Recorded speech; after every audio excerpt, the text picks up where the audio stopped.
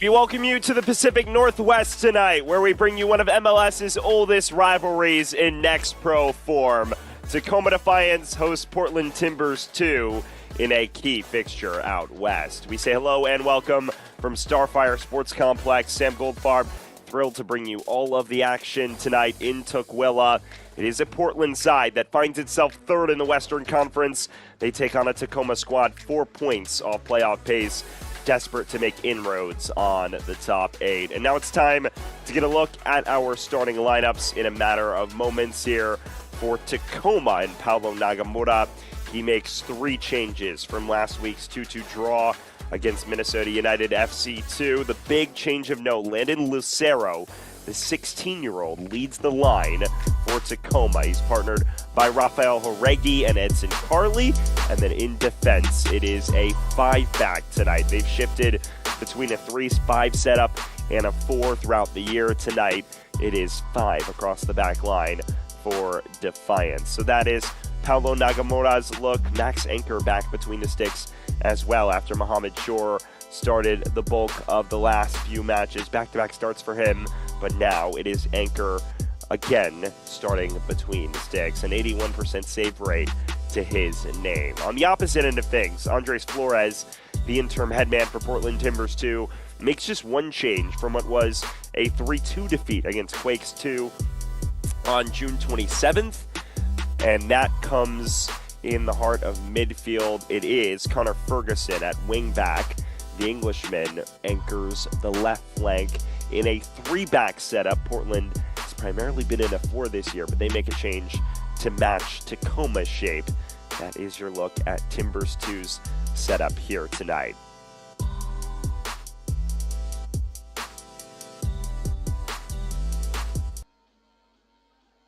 We are just about ready to get everything underway here in Tacoma. It is Timbers 2 and Tacoma Defiance locking horns for the second of 3 times this year. The first result, a 1-0 triumph in Portland for Timbers 2. Eric Izoida, the lone goal scorer in that fixture. Tacoma hoping for a measure of revenge here tonight. And we just await our referee signal to get everything underway. Talking to Paulo Nagamura this week, he mentioned how it's been a better vein of form for his side lately. Results in 4 of their last 5. Entering tonight, there was slight disappointment in the way they dropped points late at Minnesota United FC2 last Sunday, but it is still a squad that is capable of getting results. Meanwhile, on the opposite end of things, Andres Flores, since taking over the interim head coaching responsibilities for Jack Cassidy, has overseen 1 win in his first 3 games in charge, but he is someone who's very experienced, 4 years on staff before his appointment.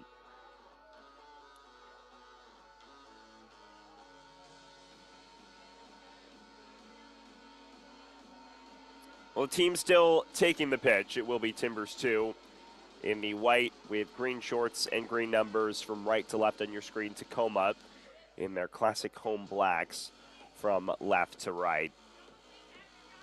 Just await our referee signal to get everything going here in Tukwila.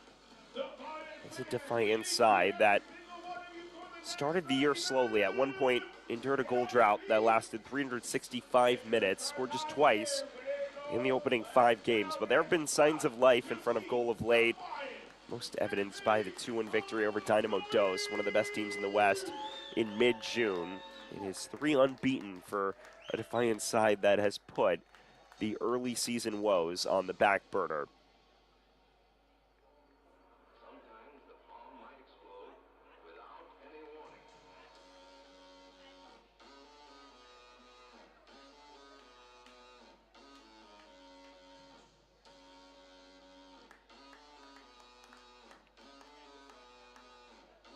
Well, finally, we are set to get things underway here in Tukwila for MLS Next Pro After Dark. We thank you for joining us wherever you are. It is Tacoma looking to continue a positive spell of form. It is Portland looking to get back on track after suffering defeat last week. And we are underway. It is Tacoma and Portland in one of the league's oldest rivalries. Sam Goldfarb taking you throughout this one. This should be a fun one between these two squads.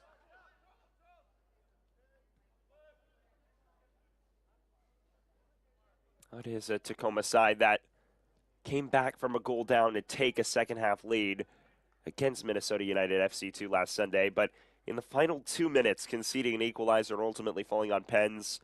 Paulo Nagamura saying that he is somewhat disappointed to drop the points away from home, but also has said any points on the road are valuable. So it was kind of a mixed bag for him. On the other side of things, for Andres Flores' bunch, it was a tough defeat to stomach against San Jose Earthquakes, too. Had a 2-1 advantage in the second half, and then ultimately things unraveled rather quickly for them with 2 goals in 10 minutes. It was a difficult fixture that time out.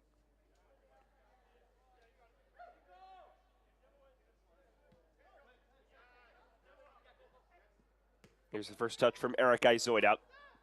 Plays it forward, and a real chance for Portland. That effort dragged across the face of goal, though, by Daniel Nunez, the 17-year-old.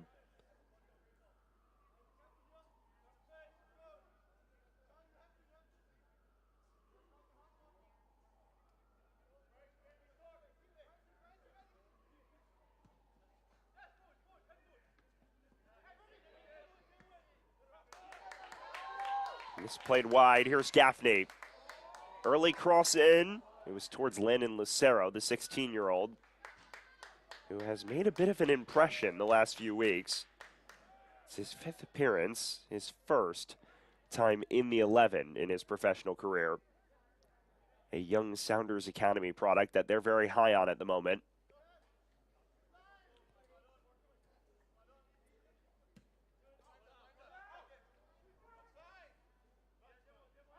Gaffney can't keep this in play.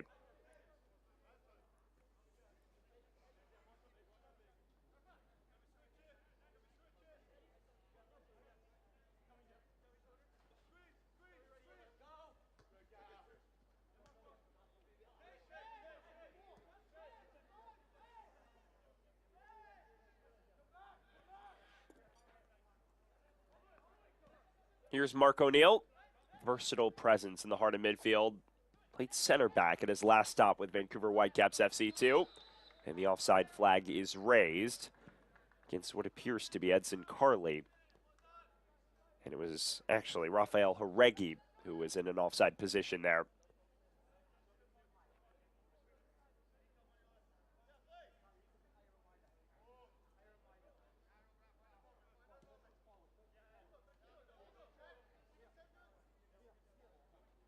That is a pair of sides that have struggled to score to a degree. For Tacoma, the 4th least goals in the league at 18. Meanwhile, Portland, despite sitting 3rd in the West, they've actually conceded more than they've scored. 22 goals against, 21 goals for. And despite all of that, still boast a top 10 defense in terms of goals allowed in the league. Not to mention, they have the league's leader in clean sheets in Sam Joseph between the sticks. So it is a pair of squads that have emphasized their defensive organization and are looking for a little more in the business end of things. Carley loses his footing. Referee waves play on.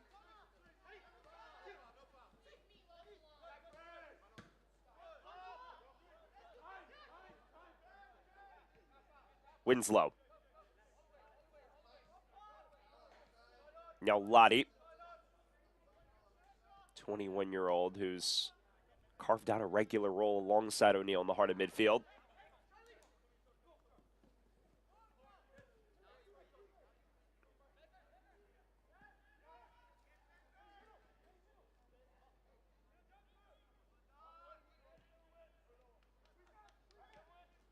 This is turned over. Enriquez, the captain tonight. One of the many Timbers Academy products that has worked his way into the regular second team fold. Izoida. This turned over. On paper, one would look at the record historically in favor of Tacoma, a side that's 20-13-1 all time, against Timbers too. But if you deep it a little more, it is a Defiance side that has suffered 4 straight defeats against Timbers too, including that 1-0 loss in Portland on May 31st. Eric Izoida, the lone goal scorer inside the opening 15 minutes. So it is a side that has been in a bit of a rut, against their regional rivals.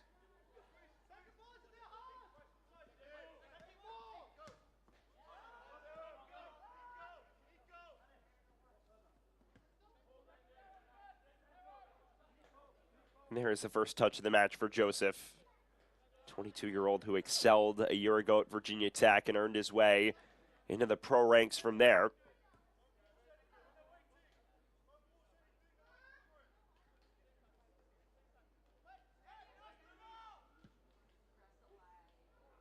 Sprayed long.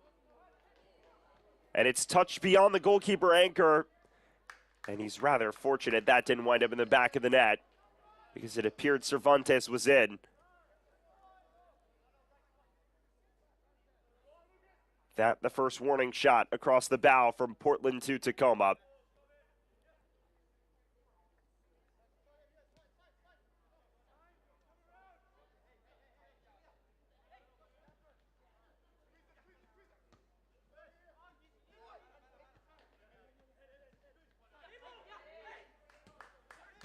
Alvarez.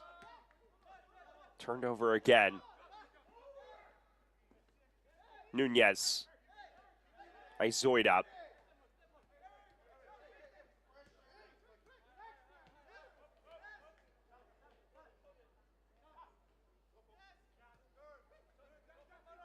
Enriquez. He's now made well over 60 career appearances with Timbers too. Izoida. He broke in the second team fold a year ago and has worked his way on the fringes of the first team since. It's a clever touch forward. Given away. And London retreat.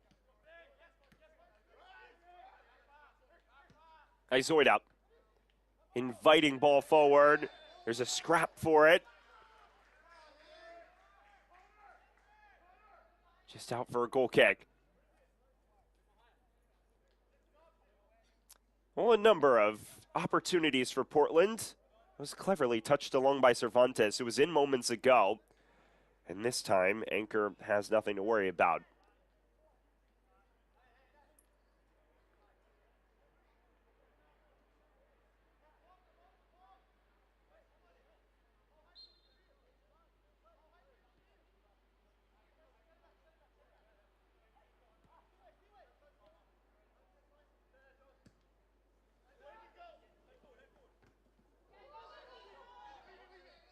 Lucero forces Joseph off his line.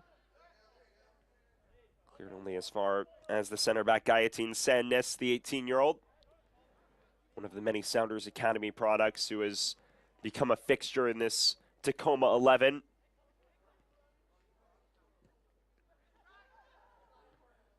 Phoenix. Nodded along, and Haregi giving chase. And he does get there for Defiance. Has options with him. Haregi cuts it inside for Carly. And it's a save from Joseph, who passes his first test. Not a bad chance here by any means. You see Haregi win the foot race. Has Lucero and Carly for company, and he picks the ladder. Carly just tries to wrap his boots around it. And if Joseph doesn't get there, it's probably 1-0. Either way, first corner of the night for either side.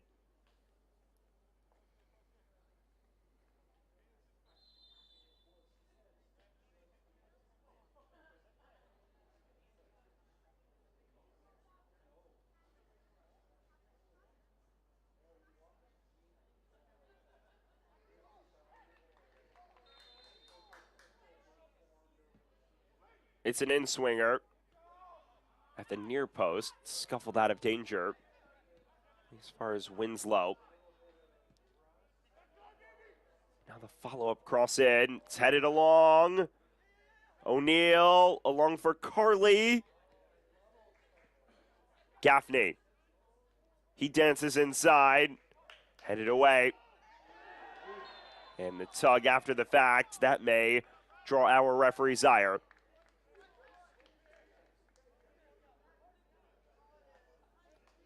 First yellow card of the match, and it is shown to Rafael Joregi. So for those just joining us, we welcome you to Starfire Sports Complex. Sam Goldfarb bringing you all of the action here. No score between Tacoma and Portland in this key next pro tussle after dark. Tacoma right now 4 points south of the playoff line. A victory would go a long way to reducing that gap. Portland, meanwhile, sits top 3 in the West in pursuit of what would be a home playoff fixture.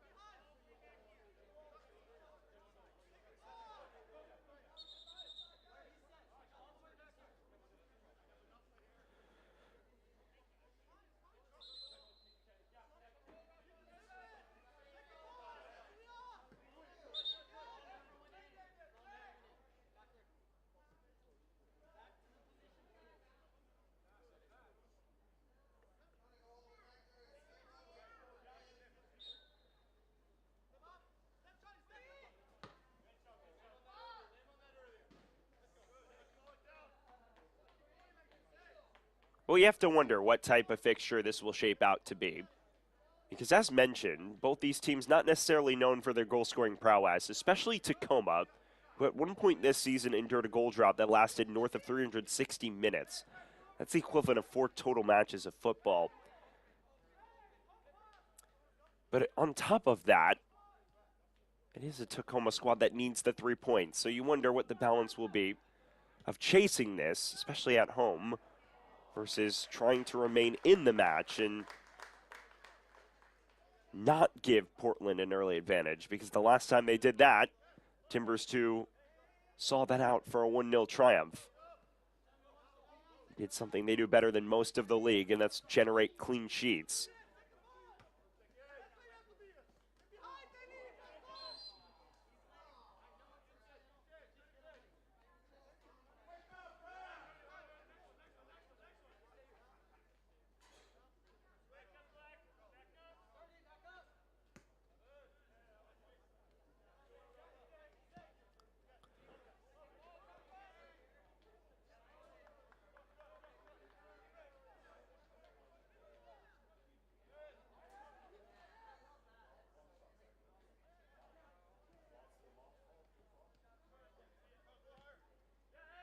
Ondo, 22-year-old center back who's bounced between fullback and center back all year. Now Bamford forward. Whistle sounds against Tacoma there.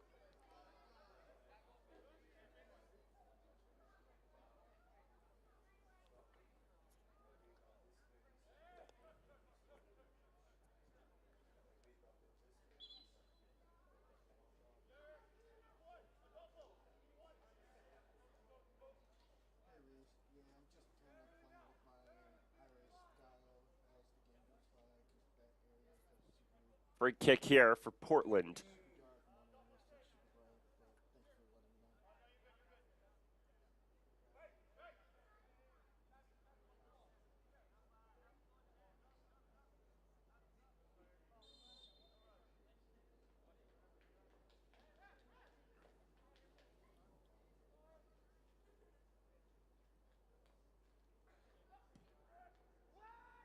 Loaded into the mix. Headed away by Winslow. Cleared only to the edge of the area. And O'Neal looking to scramble it out of danger. Lund. A quarter of an hour gone, and still nothing to separate Tacoma and Portland. Pair of sides on opposite ends of the playoff cut line. Right now, Portland a 4-point cushion between themselves and the 8th and final spot that gets into the postseason. Tacoma right now sits 11th. They're 4 points themselves off of the top 8. It's a key inflection point in the season for both of these clubs.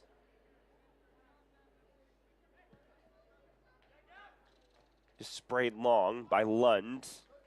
It is beyond the reach of Connor Ferguson, the former Leeds United Academy standout.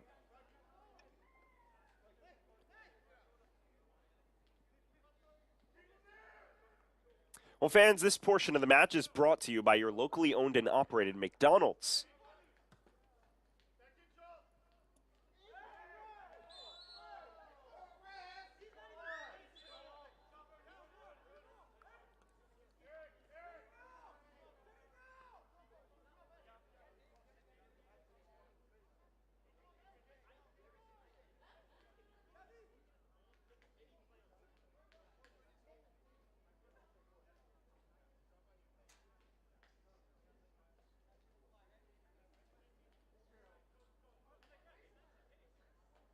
Free kick here for Portland.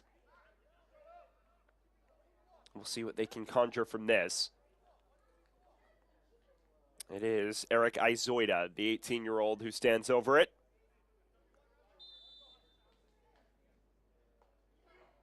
Has been a regular in the lineup this season for Timbers too.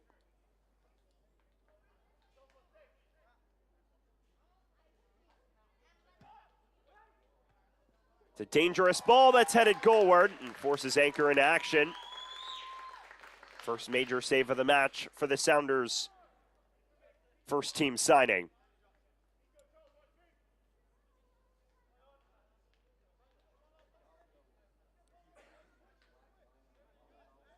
Well, Paulo Nagamura mentioned how a big area they'll have to focus on from Portland is the creativity centrally. The likes of Izoida and a few others, they can really ask questions. On that dead ball situation, that was apparent. Really good ball from the 18-year-old.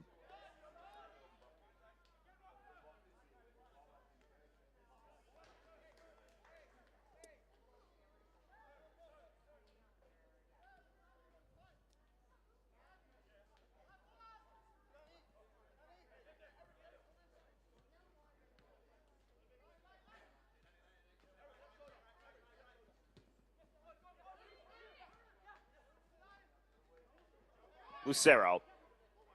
Gaffney. Looking for the return ball to Lucero, who does get there, and ultimately dispossessed on the near side. Lucero again.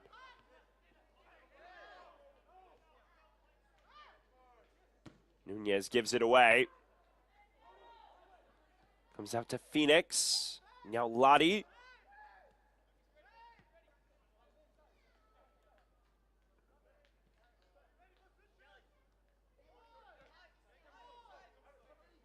O'Neal.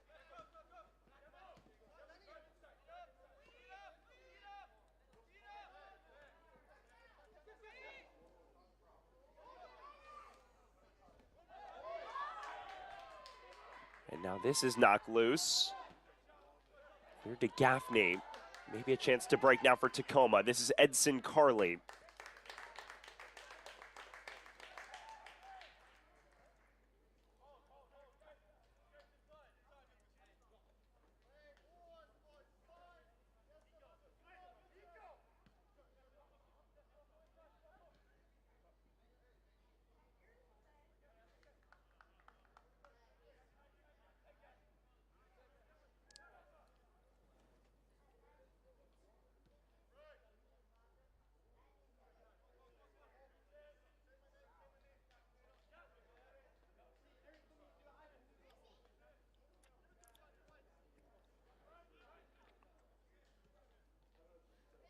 So just shy of the 20-minute threshold. Still nothing to separate Tacoma and Portland Timbers 2. For those just joining us, we welcome you to Starfire Sports Complex, the longtime home of Defiance. This is a Tacoma side looking to navigate closer to the playoff line after falling shy of the postseason for the first time ever in their next pro era.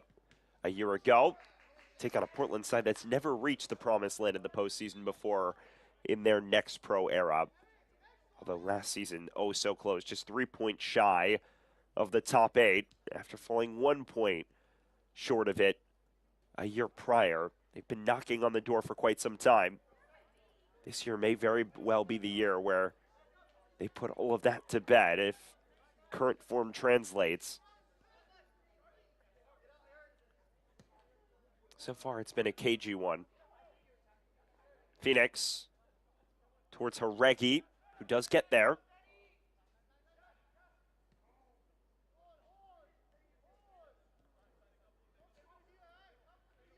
Alvarez. Adventurous ball forward that's broken up.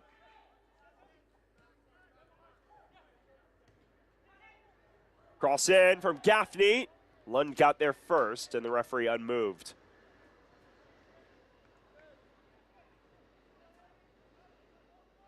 Decent chance here.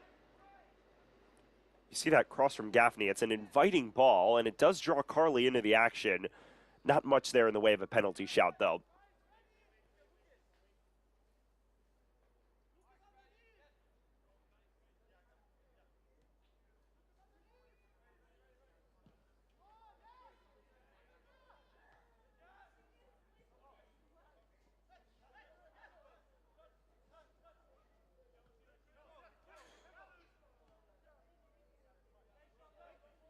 Lund. Good to see him as a regular in the 11 now. Last season, didn't feature after late June. More consistent presence in the lineup this year.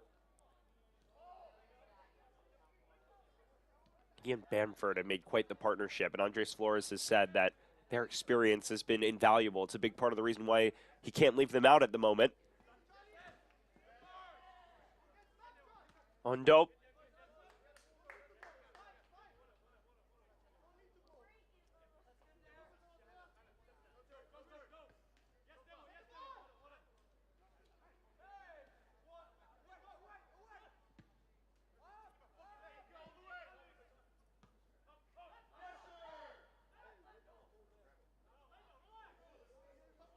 This is dealt with loosely by Joseph, but no one there to pressure.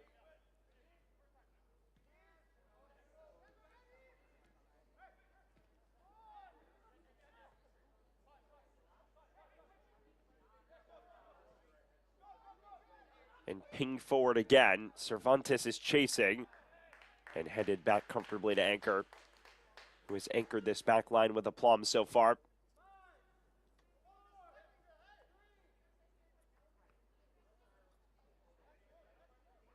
We still have yet to see our first major chance of the match, with the exception of that Cervantes opportunity when he rounded Anchor and then couldn't poke it in the back of the net. Otherwise, been a really tight affair. Given these teams' defensive records, you could have expected that coming in.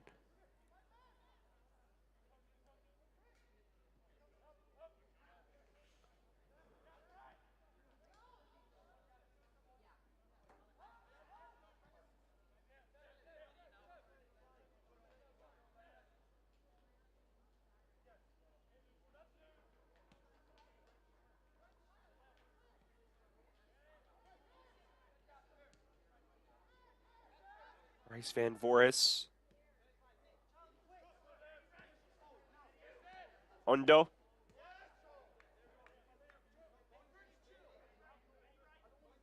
Portland starting to settle on it more. Lund looking long. Beyond the reach of Van Voris. Have yet to truly probe through this Tacoma back line, though. And it's been the same whenever Tacoma's been able to settle.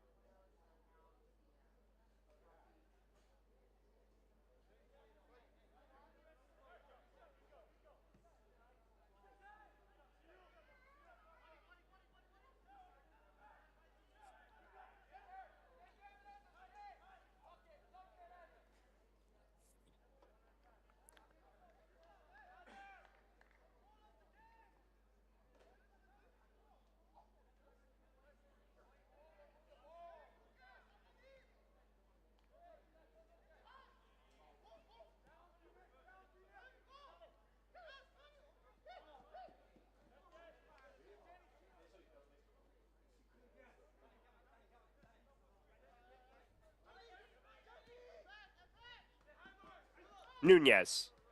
That's cleverly done, and he continues his run now. Going to slip in his teammate. It's cut out for now. And Yolati is tugged down in the heart of midfield.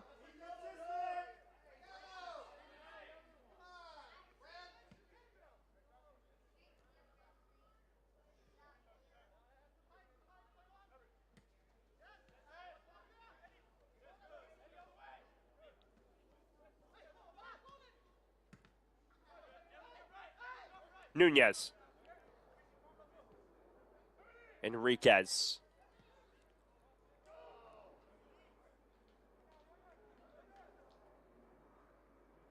Portland continuing to twist the screws.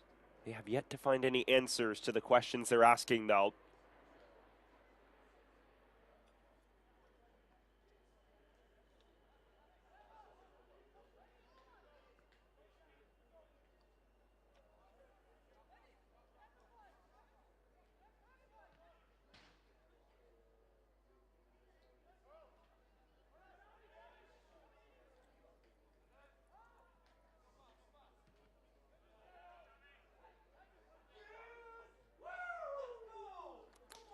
Well, fans, this portion of the match is brought to you by Providence Swedish, official healthcare partner of Seattle Sounders FC. Just shy of the half-hour threshold, nothing to separate Tacoma and Portland Timbers, too, as things currently stand. Sam Goldfarb bringing you all of the action here from Tukwila, Washington. It's been a cagey, tight affair thus far. We have yet to see either side create a glaring chance of note, with the exception of the early opportunity for Daniel Cervantes, in which he was able to round Max Anchor, but couldn't find the avenue to slot it home. O'Neal, can he provide Tacoma's first chance? And it's a lovely ball to Haregi. Draws a defender out. Now Lottie gives it away cheaply. But it's Alvarez on it now. Arcs this in. Cleared only as far as O'Neal.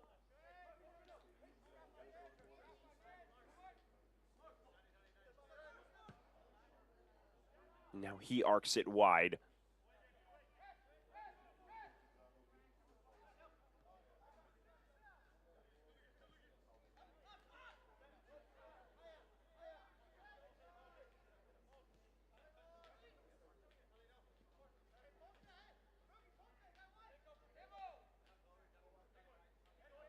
You have to wonder what the tenor of the team talk would be at halftime from both managers if this persists.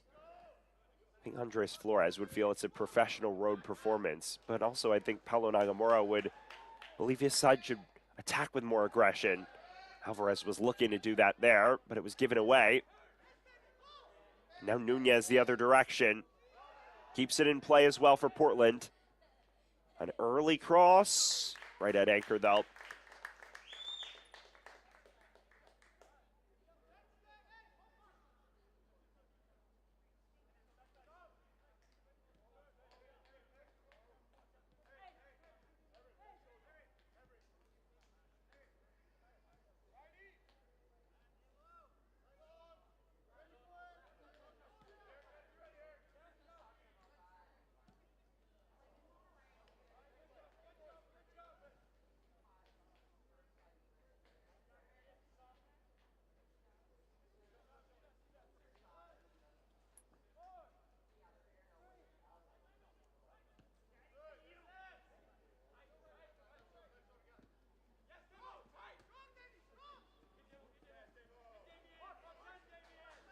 O'Neal turns in Izoid up, who was there to make himself an obstacle. Enriquez.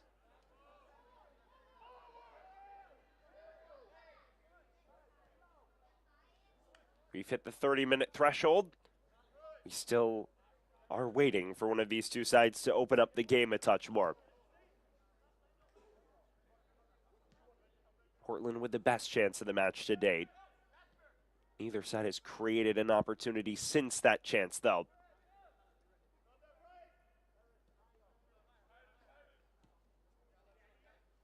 Undo.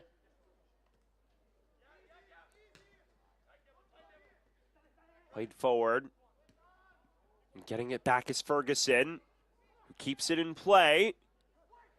It's a flashing cross in. It's cut out at the near post. Well done there by Tacoma defensively. O'Neal navigating out of the pressure well. Enriquez does snatch it back, though, in the counter press.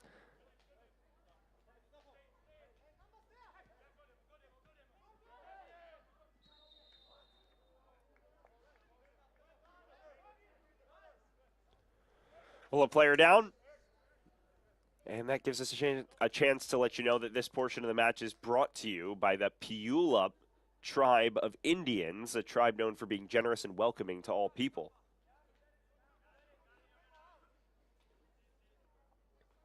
Business end of the first half. We have yet to see either side find a breakthrough. But this is a chance for Eric Izoida and company to at least attempt one. It is Izoida and Enriquez in the vicinity.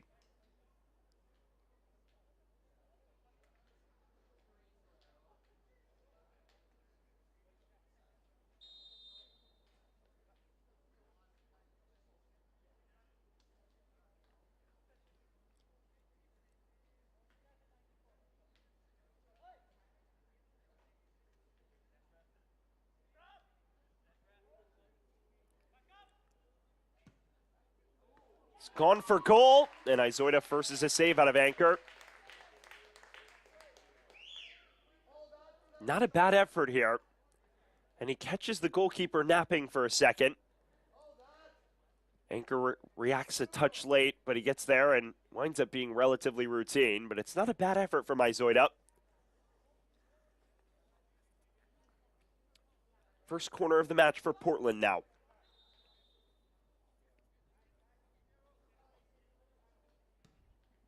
In-swinger.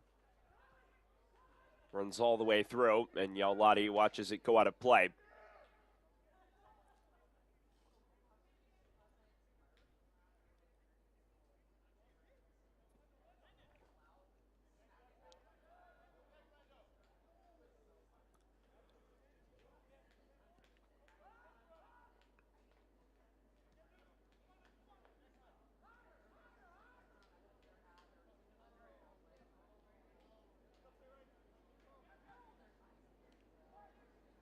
Another vertical ball towards Cervantes. Anchor punches away.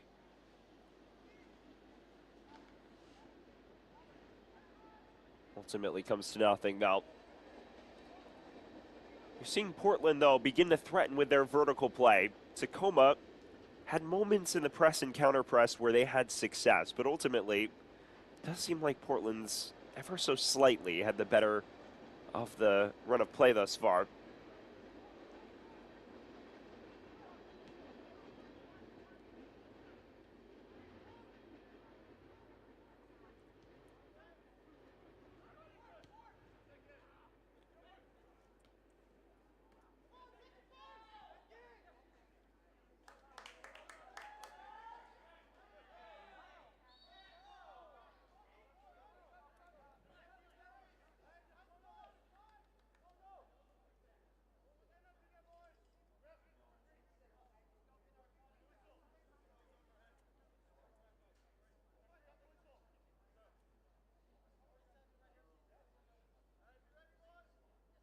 So a set piece now for Tacoma.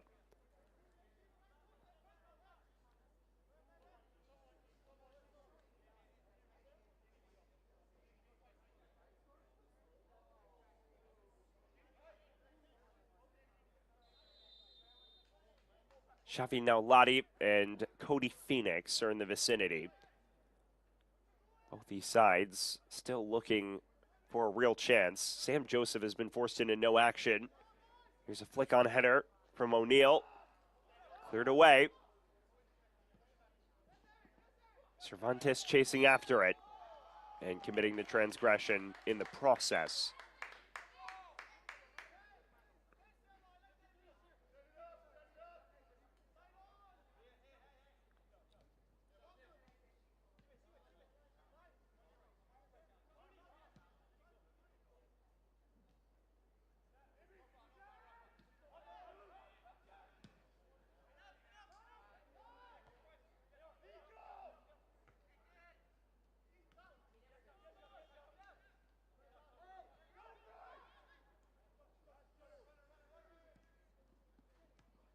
Cervantes. Cleared away.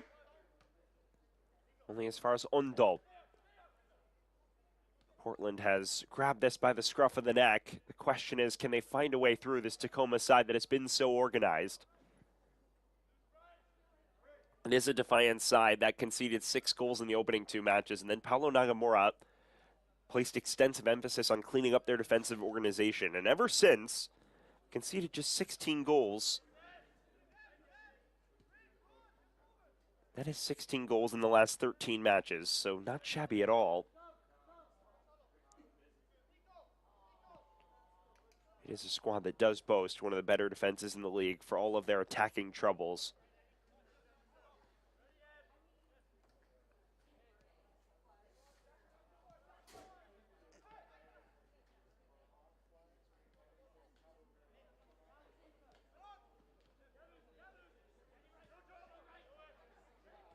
Ondo.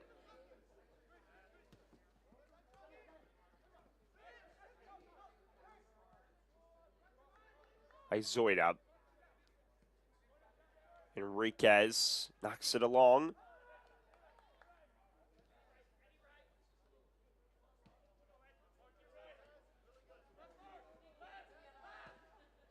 Ondo again.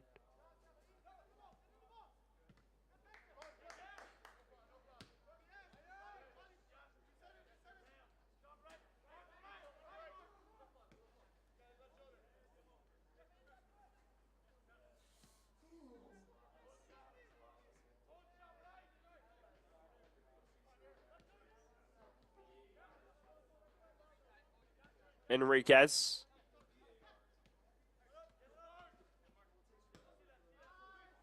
It's a clever ball forward from Ferguson. And Izoida chasing after it. Izoida's cross to the back post. Knocked along. Rolls right to anchor, though. It's better, though, from Portland. Starting to twist the screws. Stretching this Tacoma backline for the first time. It was the clever first-time ball from Ferguson. And then you see Izoida just play this cross into the back post. It ultimately is a heavy touch there, though, from what looked to be Van Voris. And that rolled right to the goalkeeper anchor. It is still signs of optimism, though, for Portland Timbers, too, who have been on the front foot for large spells.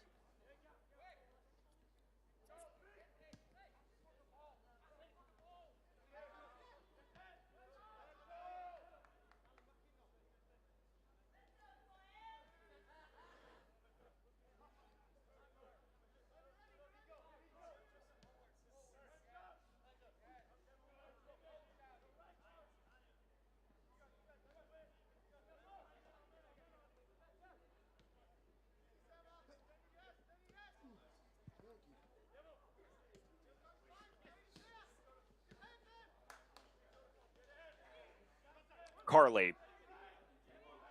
Runners with him. Plays it inside. Haregi, Gaffney. Now Alvarez. His cross is teasing. Now Phoenix. Still 5 minutes and change left in this first half. Tacoma buying some respite on the ball now.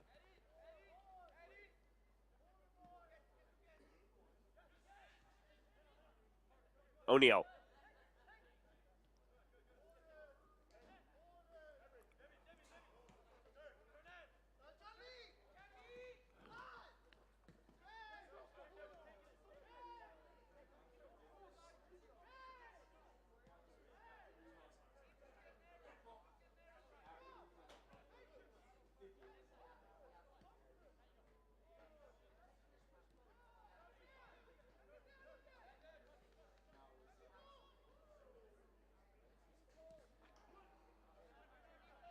Vertical ball this time.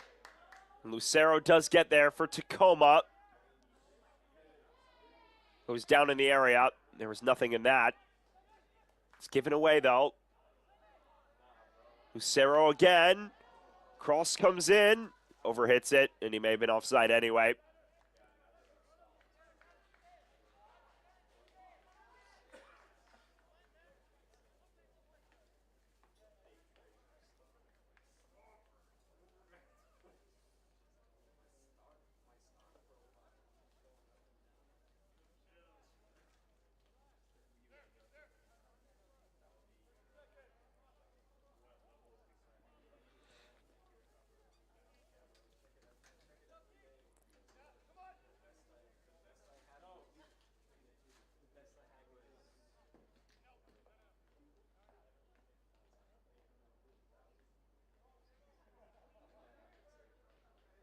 Closing stages of the first half, and for those just joining us, we welcome you to Tukwila, Washington at Starfire Sports Complex. It is a rivalry fixture on Next Pro After Dark between Tacoma and Portland Timbers 2. Sam Goldfarb bringing you all of the action. Not a lot in this so far. Neither team able to produce too many chances of note, although Gaffney's looking to change that. He's just put it beyond the reach of Landon Lucero. That better, though, from Tacoma.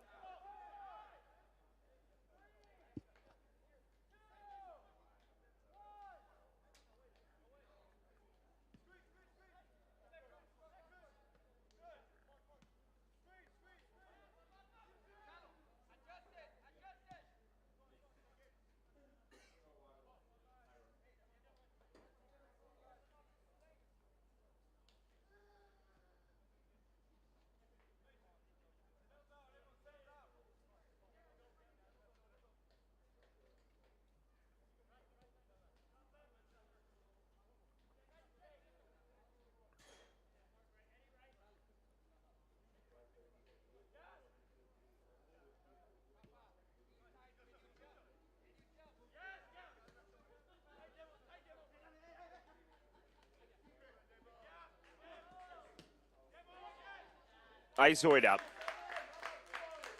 This time dispossessed, although it is a Portland throw.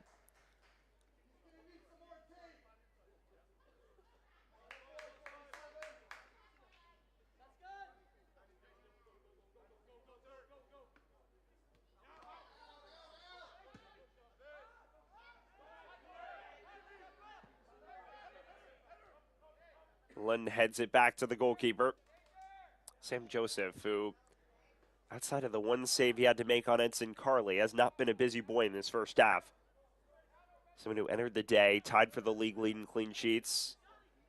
Did manage one recently at Colorado Rapids, too, before a shakier display last Saturday in that 3-2 defeat against San Jose Earthquakes 2. That a match in which Portland surrendered a goal advantage in the second half. Here's Carley. Cleared only as far as Phoenix.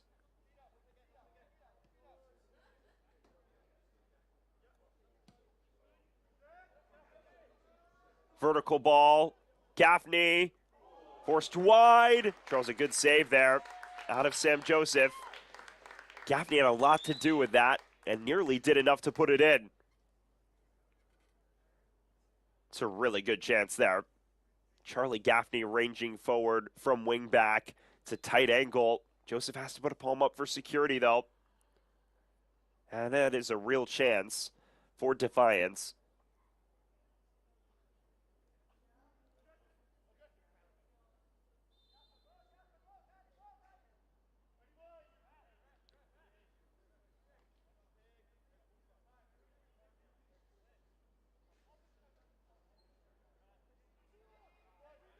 This is likely one of the final chances of the first half for either team. Hearing word that it's minimal, if any, stoppage time.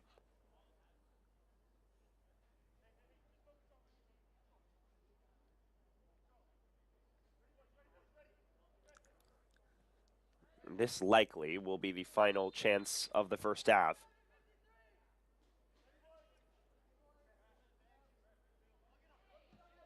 In swinger. And it evades everyone in the Tacoma Blacks.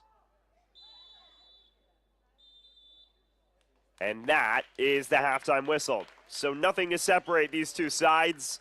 Our score at the half is Tacoma 0, Portland 0. Coming up in our halftime show, highlights and our holiday weekend schedule. But after the break, a Pride Month story on the importance of soccer and community when we come back.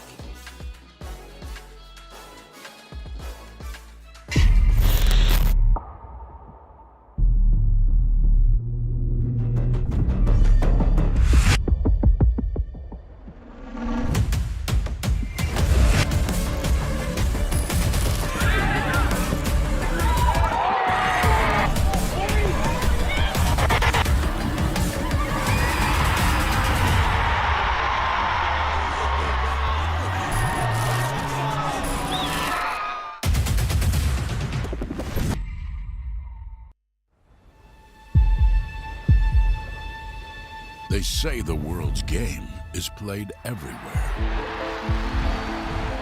This is how we play it here. Every weekend across North America. From Vancouver's mountain rain to the shores of Florida. From the City of Angels to the Heartland. The world's brightest stars light up our fields. Let's go. And our fans bring the world to life. In every language, in every city. One game, one roar. Sold out nights under lights. New soccer citadels rising from coast to coast. Every chant, every goal, another brick in a growing relief. Now, the world's biggest stage comes to our home. And when they arrive, they'll find the game's heartbeat has been here all along.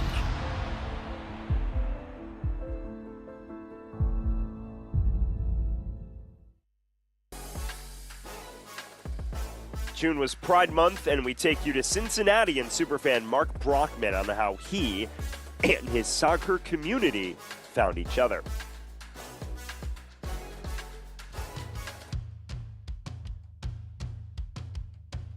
I'm Mark Brockman.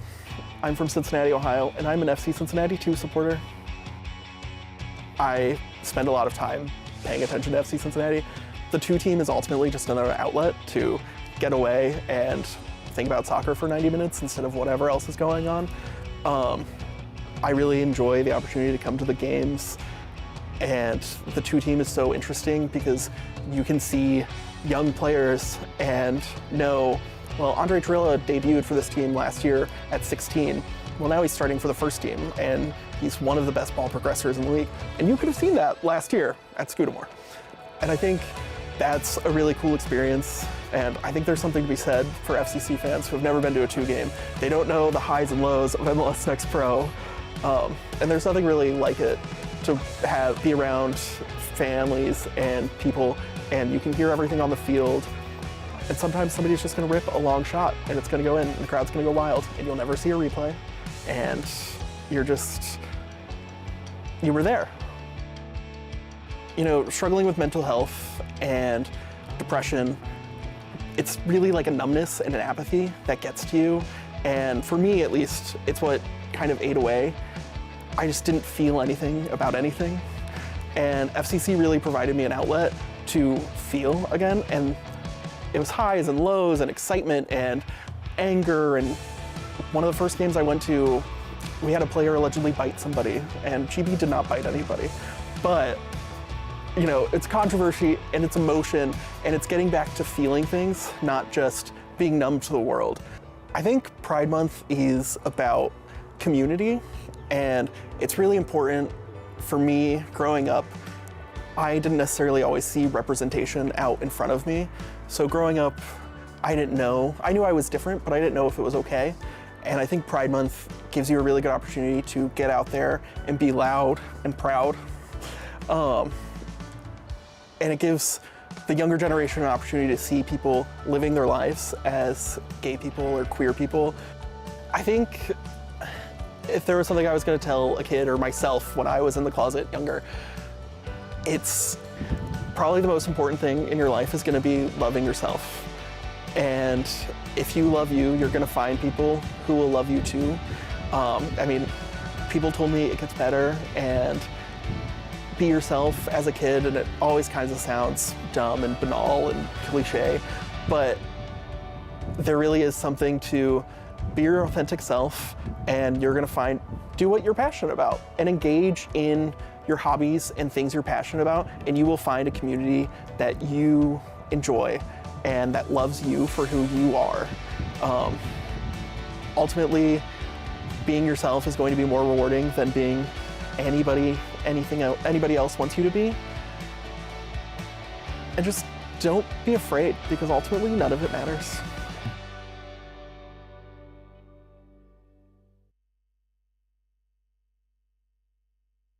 My name is Nathaniel James. You can call me Natty James. I'm a striker slash winger from Trinidad and Tobago. I grew up in a place called La Hocata, Rima. I grew up in the east side of the island. I started in a club nearby named FC Santa Rosa, and that's where I started playing football. My father, he saw that I had like my shoes were always dirty after school and stuff, and when I came home one day, I was like, I want to start to play football, and he was like, you want to start to play football? So my father was actually the one who started like carrying me out on the field, started passing, kicking, running, teaching me running techniques, everything. Then he got me into football because he used to play as well. After that, I just started playing, and I've been playing ever since. I was in Jablote, and I was playing youth football there. So at that time, I got selected for the under-50 national team. At the time, I was just so happy just to play and just to be around this environment, and I was just so excited for my future and what I could do, and yeah, it's been going good so far. I remember actually getting called to train when I was 15 as well. So I was training with the national team since I was like 15, and then I made my professional debut when I was 18, and then I made my competitive debut when I was 19. It was against Jamaica in Jamaica. I came on, played like 15 minutes. I was so nervous. It was good though, it was good. I came on, had some nice touches, played really well, played as a striker, and yeah, I enjoyed it. And my first competitive debut, I actually scored in it. So I came on for like 5 minutes, the last 5 minutes of the game, and scored the winning goal, and it was in a CONCACAF Nations League game. Yeah, it was one of the best feelings I've had in my life. When I was younger, I used to take a lot from different players. I think Messi and then Neymar were the two players that I would always look up to, like just watching football, because I was supported Barcelona when I was younger. And when I was like 15, like I started playing as like a cam, like a number 10. So I started watching like Dybala, and I wanted to be just like Dybala. I wanted to play like him, same left foot, same. I just wanted to move and play like him. So I think Dybala, I already did my research, see what it was all about, not Texas or whatever. And then I had a meeting with Coach Gall. John, he gave me a call. It was like everything I ever wanted. He just told me about everything.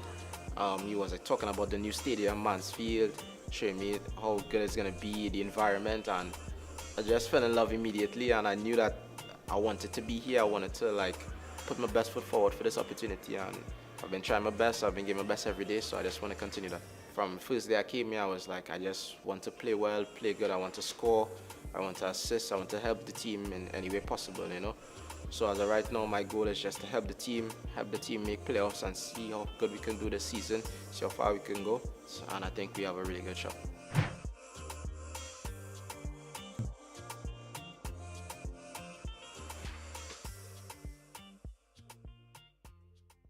So my name is Edouard Nice. I'm from Belgium. I'm 21 years old, playing offensive midfielder for North Texas SC. Started playing for my hometown, Royal Sport. There's not a lot of people in my hometown. It's not really like a sport town or anything like that. It's just like a village, like a small village club. I played there for like 5 years. Yeah, that's where I started playing soccer. Coming from semi-pro back home, never won any trophy, never did anything, and then going to Northeast and just talking with the coach before joining them. He was talking about trophy, winning a national championship, and that's what I wanted. That's why I joined them. And the first year we lost in the semi-final, and we came up close, losing 0 games, losing 1 game, and it was the game in the semi-final. And then the year we came back, we won it also.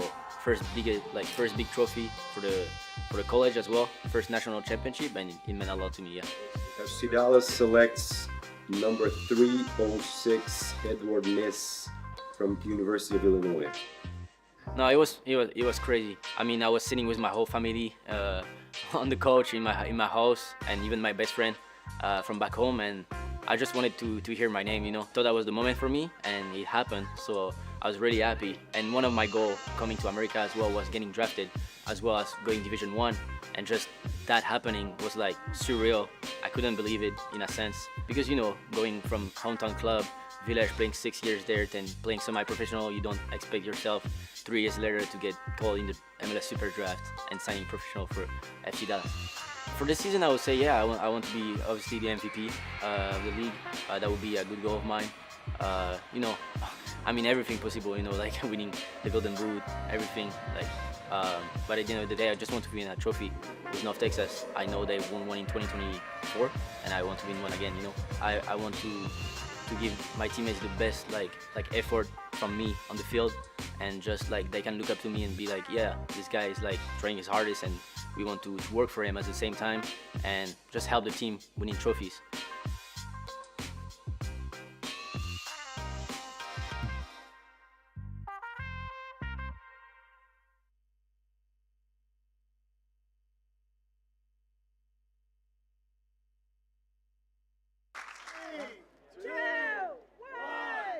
At the new Texas Health Mansfield Stadium, with a capacity of over 7,000. Mansfield Stadium sits on a 250-acre stable entertainment district and was the first FIFA World Cup base of operations for Czechia last month. The stadium opens for soccer this weekend.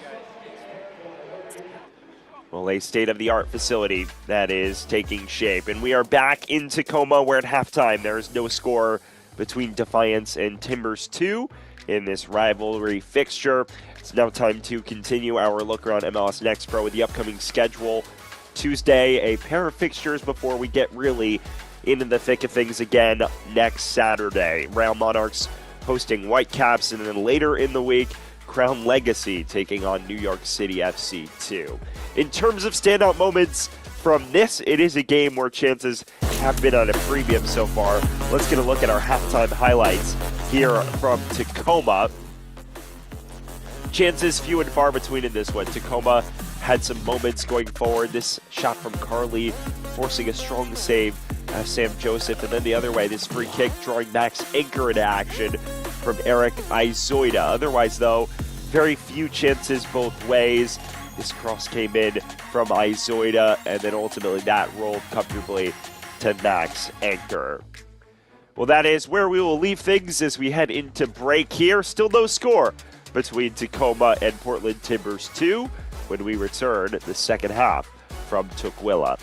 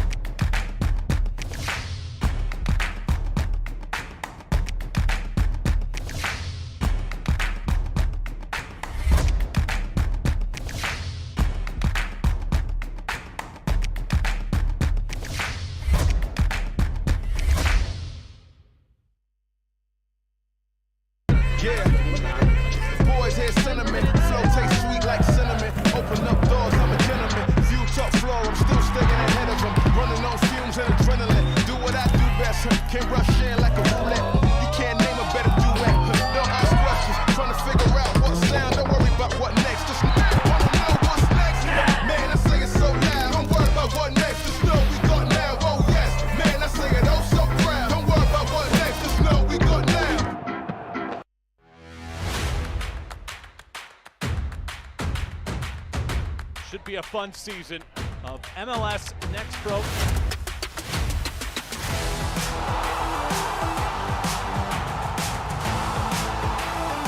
Oh my! Pedrinho wins it!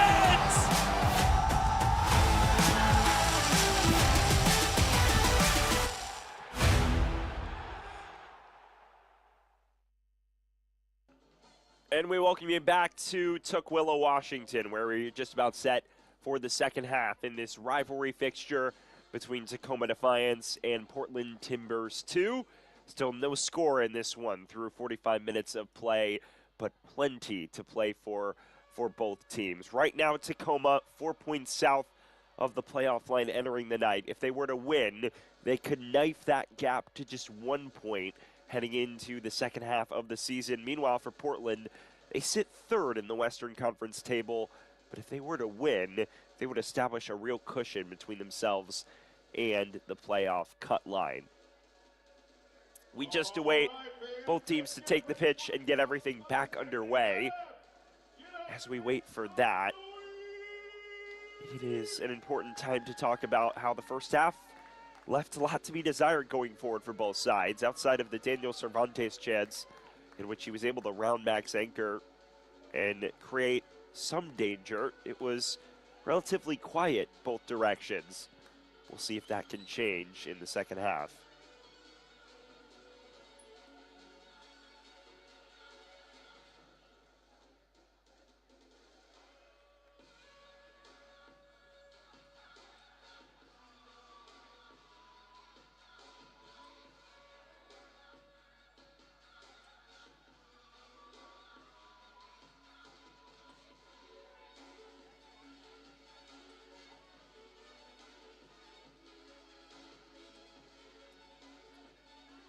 So one change at halftime. It is Rafael Horegi who exits, and he is replaced by Omar Hassan.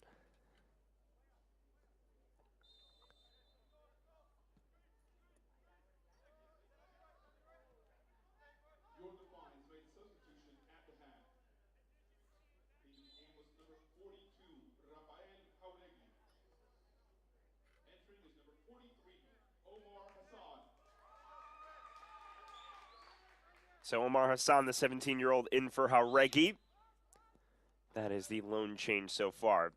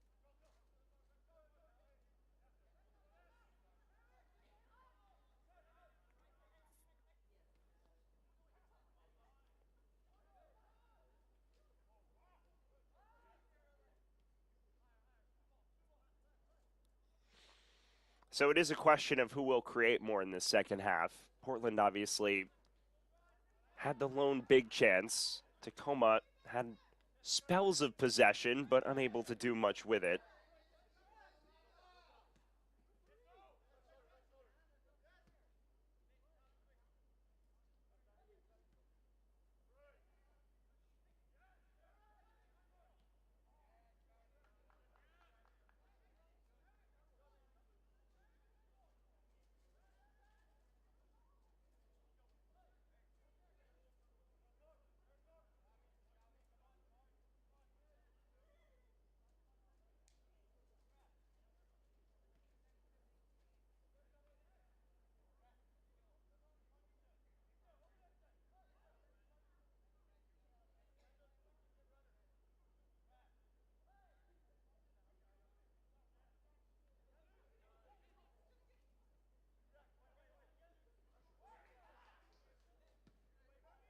And this is awkward, but cleared by Joseph.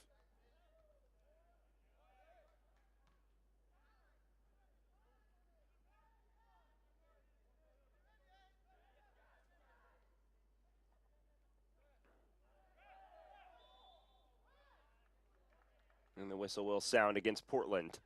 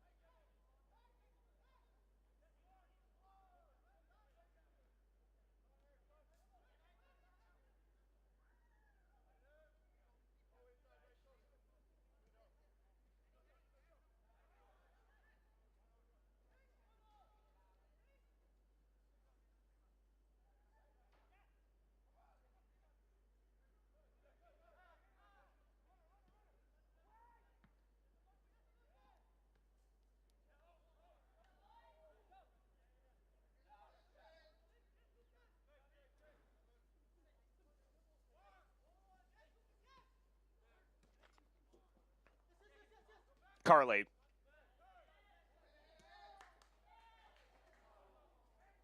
And the return ball too far in front of him.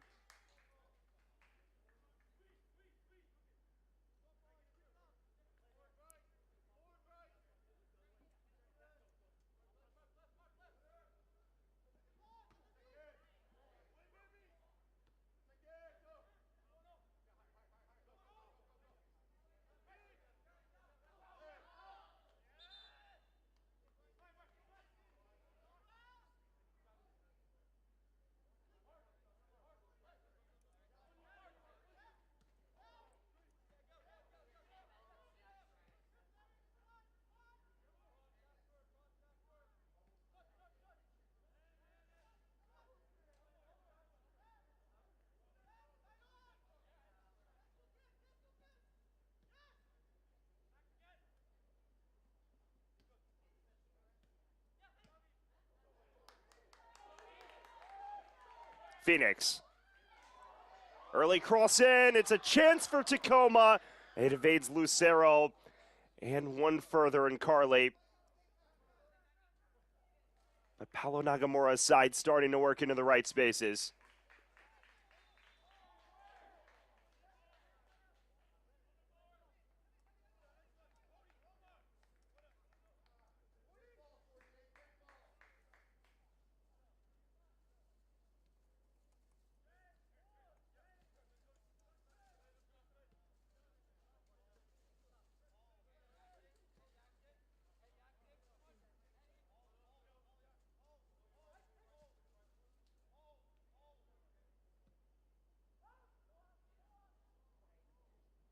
This is long ball forward. Taken down. It's a chip cross to the back post. Hassan is looking for an angle and runs out of real estate.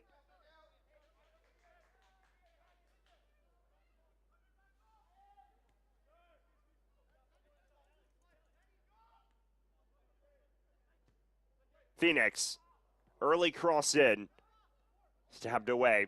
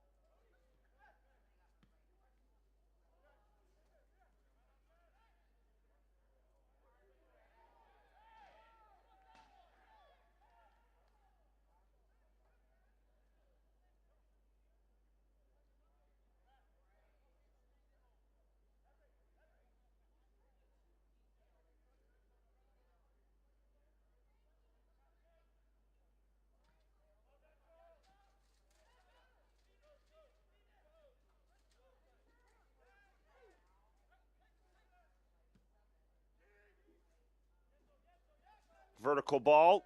It is collected by the goalkeeper in Joseph.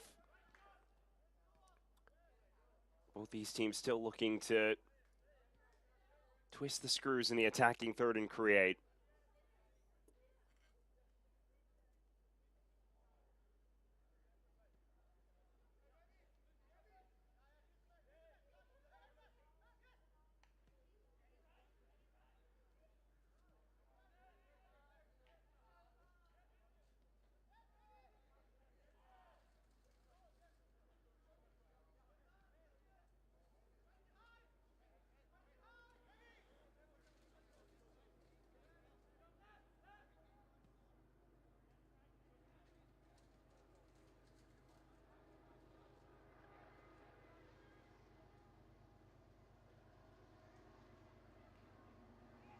Nodded towards Cervantes. It's broken up.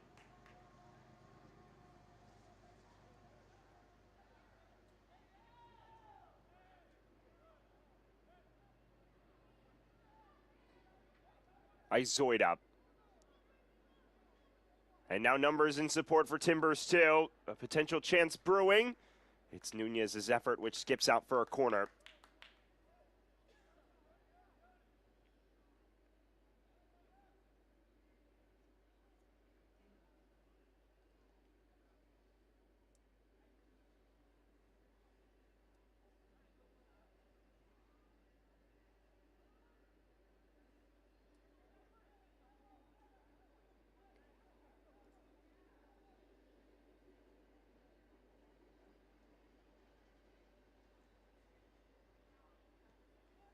Outswinger. It's low. It runs all the way through. A chance for Bamford. Away at the second time of asking by Tacoma. Now arced back in and collected by Max Anker. Well, 10 minutes into the second half, we still await our first major chance since the restart. This is a pair of sides that have struggled to break the other down. That's been the story of the day. Prioritization of defensive solidity over everything else.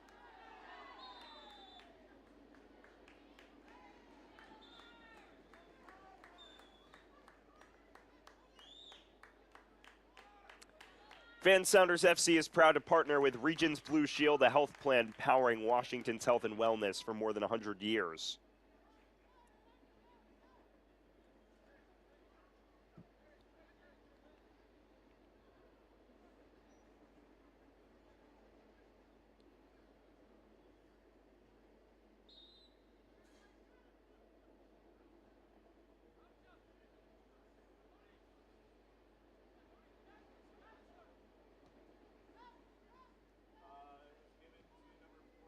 Portland.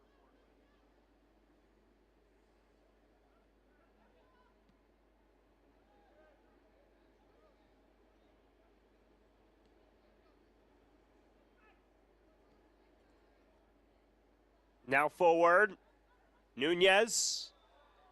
He was offside.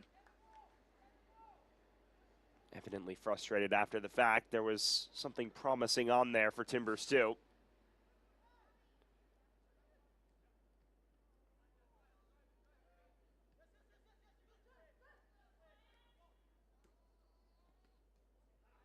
Hassan.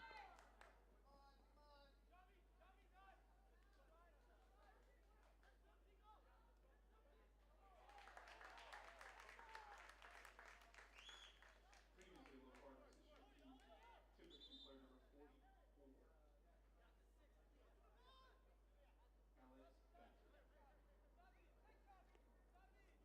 There was a yellow card in the process there, shown Alex Bamford.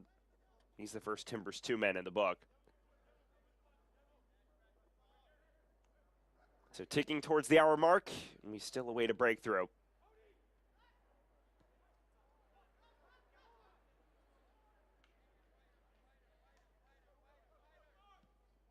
O'Neal. Phoenix. Decent cross in, and nearly fell kindly for Lucero. Scrambled away by Bamford.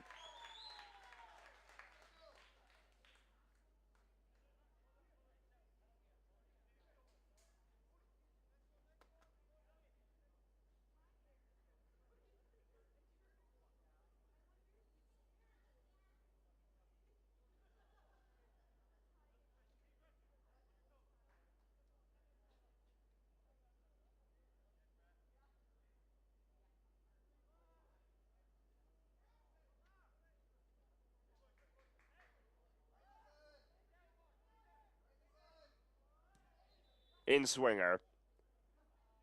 Too much hand fighting in the box for our referee's liking.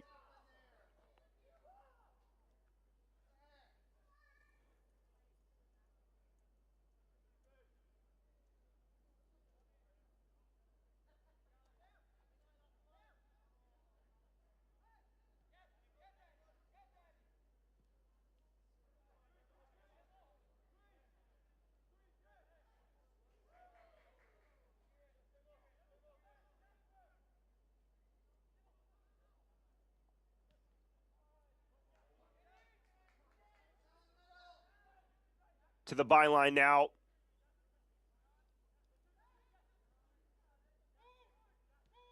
More numbers joining the attack. Now Lottie, Hassan. Phoenix is underlapping. Hassan's cross lacked the quality required.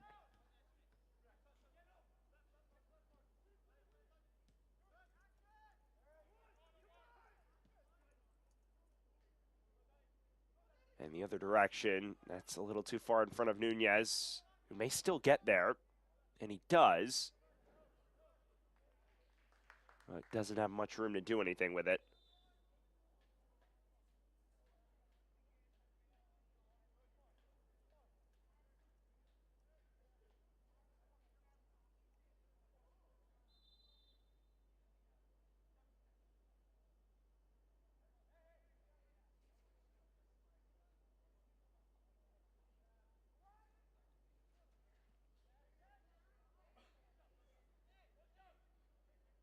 Lund.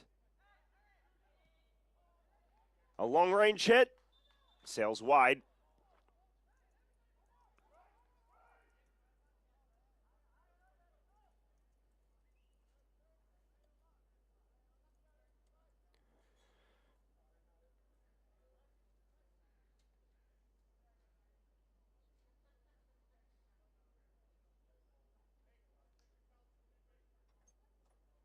And changes now taking place.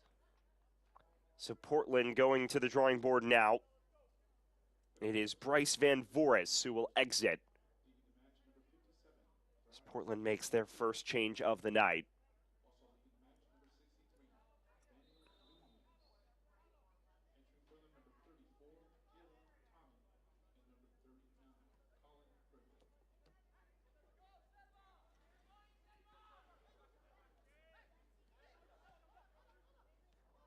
So it's a double swap.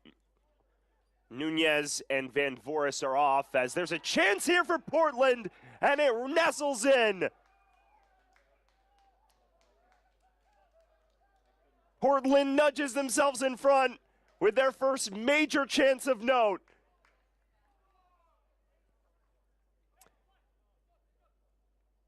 And that is a major development in this one. What you see here, Enriquez plays it forward. Izoida just looking for an angle to shoot, and he picks out the bottom corner. And the man who downed Tacoma at the end of May puts them behind here in early July.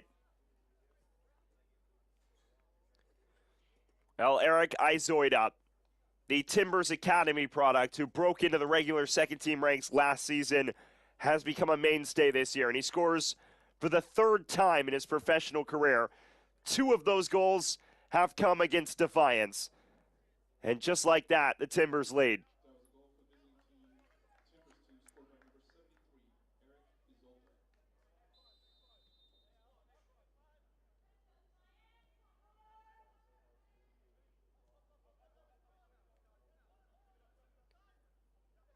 So double swap has transpired as well. It's Callum Tommy as well as Colin Griffith entering in place of Van Voris and Nunez. It also gives us a chance to tell you this portion of the match is brought to you by the Western Washington Toyota dealers. Toyota, let's go places. Right now, Portland may be headed for another 3 points because Eric Izoida, who scored the winner the last time these two teams met, has powered Timbers 2 in front here.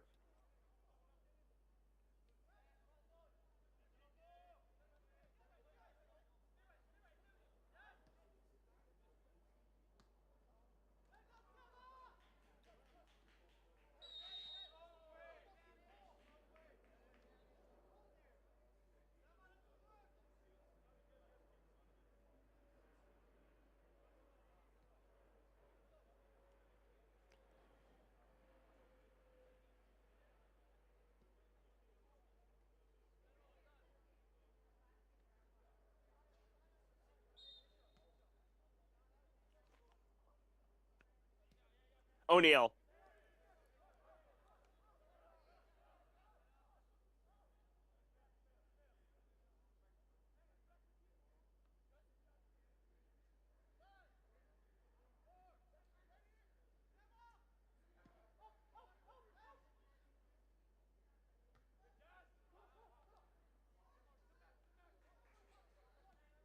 And here he is on the turn. Tacoma with work to do if they hope to salvage something on a night where they have yet to truly trouble Sam Joseph's goal.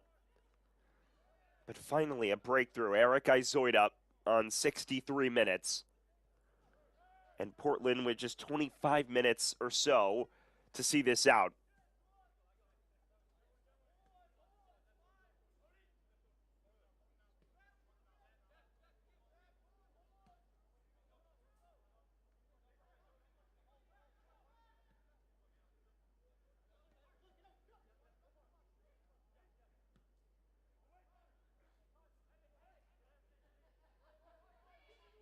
It's a loose back pass, but Joseph off his line to bash clear.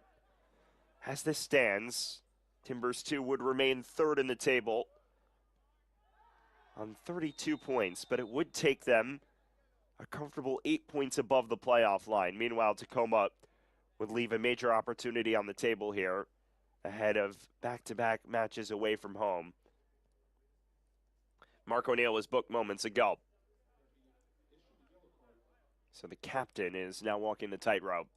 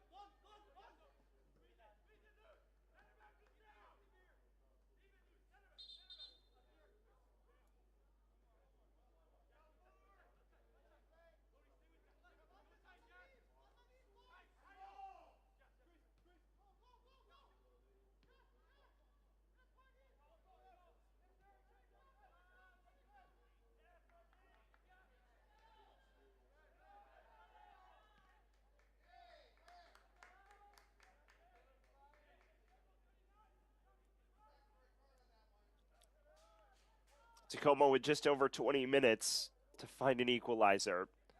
It is a team that has scored the fourth least goals in the league at just 18 on the season.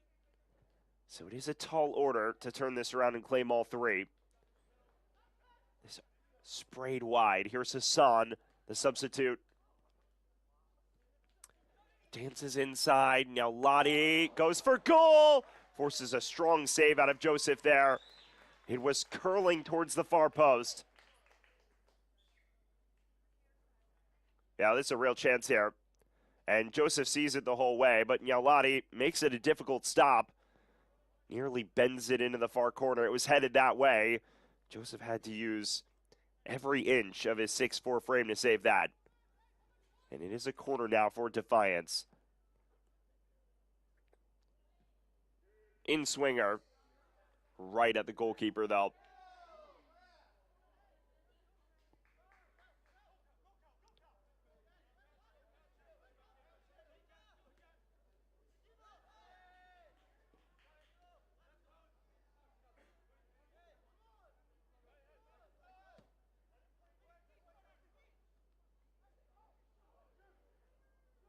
Now a chance the other way.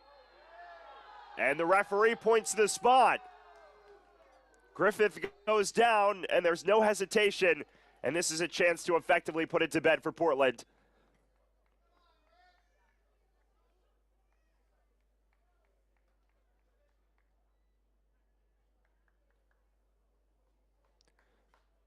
Well, you see here, it's just sprayed forward. It's a classic grappling match. And then in the area on the turn, you see Griffith bundled over the substitute. And our referee does not hesitate. Colin Griffith winning the penalty. And this is a chance for Portland to put it to bed from here.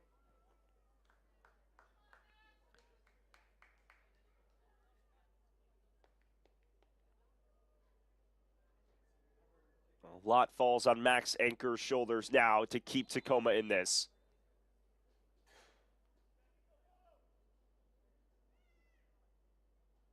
Long run up, a stutter step, and it creeps in. Cervantes with his 6th goal of the season, and Portland doubles the lead.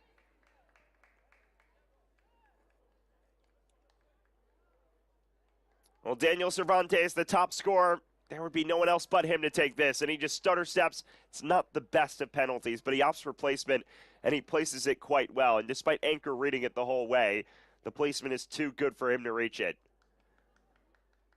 It's not the most powerful of penalties, we should say. It's actually quite a well-placed, well-taken penalty.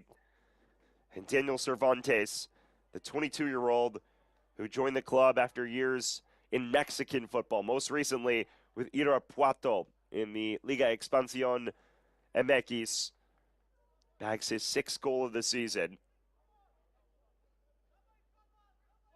Someone whose production has come in waves this year, as has Portland's across the board going forward.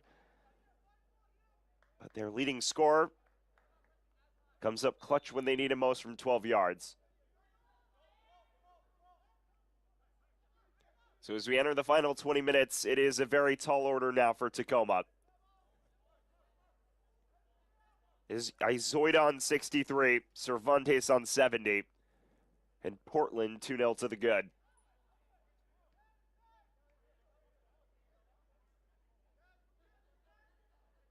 Well, fans, this portion of the match is brought to you by Columbia Bank.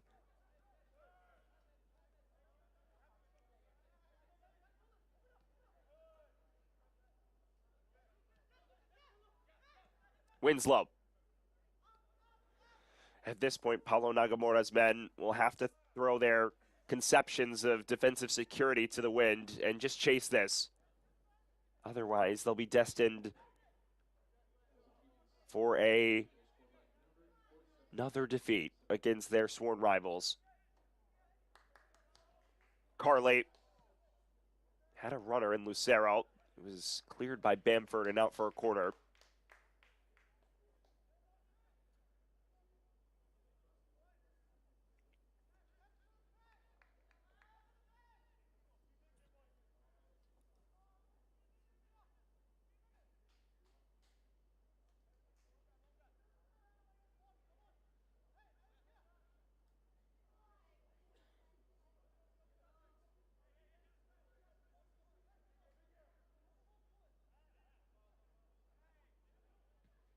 It's an in-swinger, collected calmly by Joseph. And now a chance to counter. Griffith, who won the penalty, was looking for Cervantes, but it was broken up. Gaffney.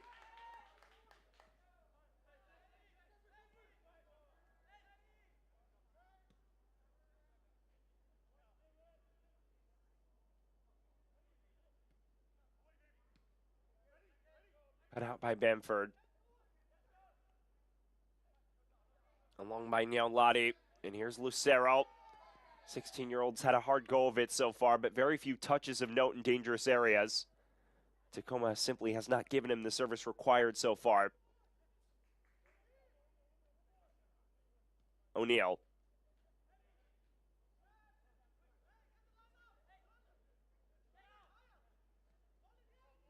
Niaulati.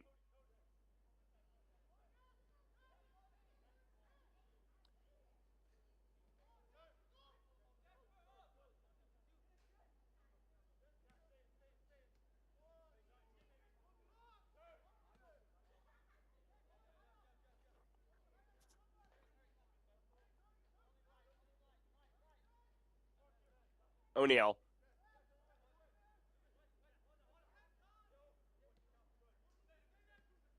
Winslow. It is all patient and prodding for Tacoma. But at what point do they go a little more direct? It may be now. It was flicked along by Phoenix. And the whistle sounds against Defiance.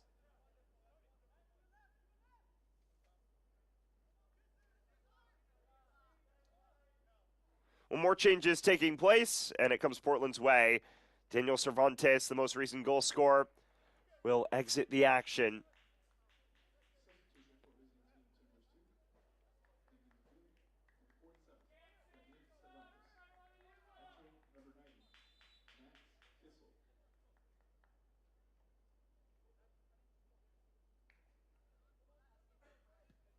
It is Cervantes who goes off.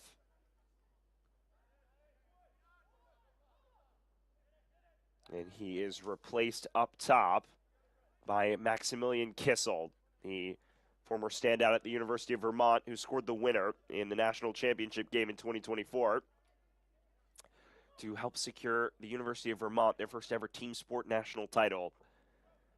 That was an extra time golden goal winner against Marshall, then finished off his college career with the Catamounts this past fall. Now driving forward our Timbers 2 again.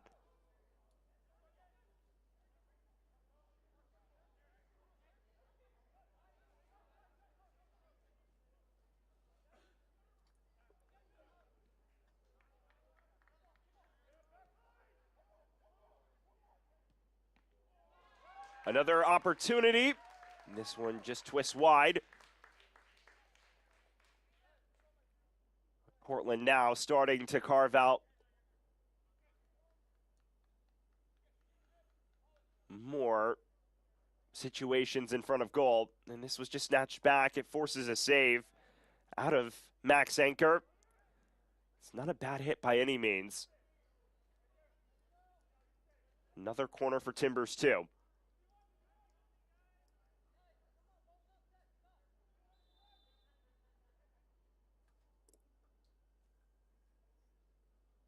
A third would effectively seal it. Low-driven cross. It falls to the edge of the area, but well over. Was always rising that time from Lucas Fernandez-Kim.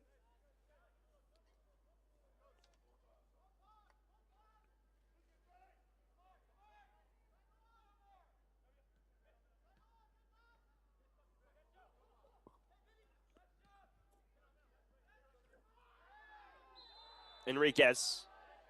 He's upended. And Mark O'Neill may receive his marching orders because he's already on a yellow card, and that he has.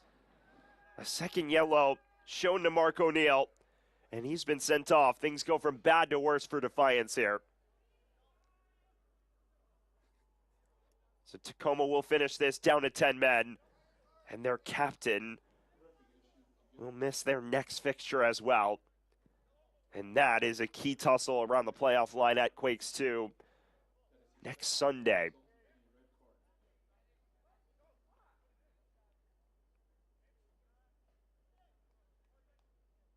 So O'Neill sent for a premature shower. And any hopes of clawing back into this may have just been dashed. It's a double change now for Defiance. It appears Charlie Gaffney is one of the two to exit. Meanwhile, Mark O'Neill sent off.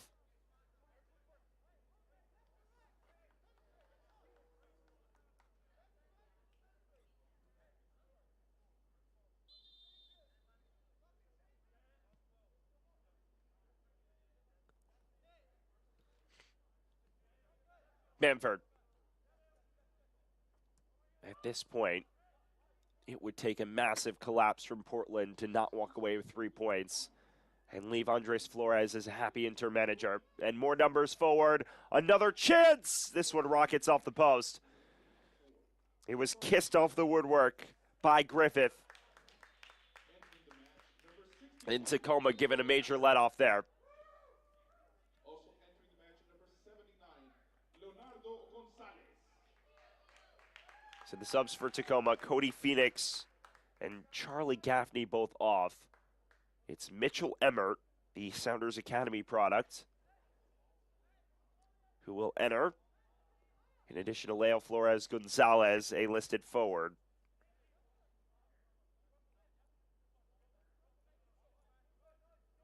Meanwhile, a yellow card was also just shown to Gayatin Sennes.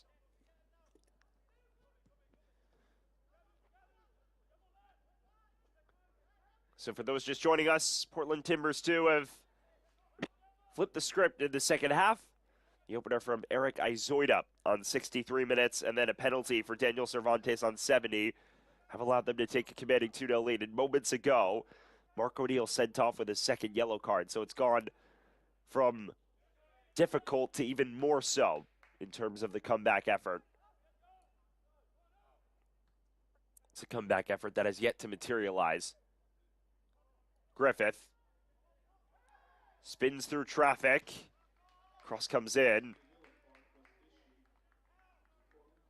Another corner for Portland Timbers, too. Starting to rack up that count thick and fast.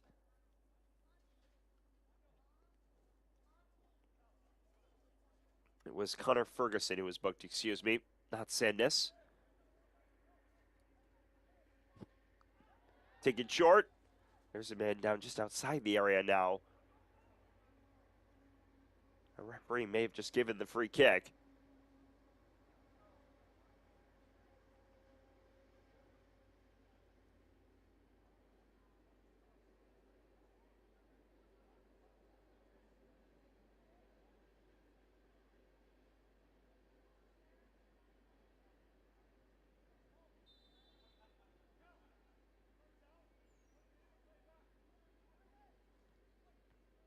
Driven goalward. Doesn't clear the first man, though.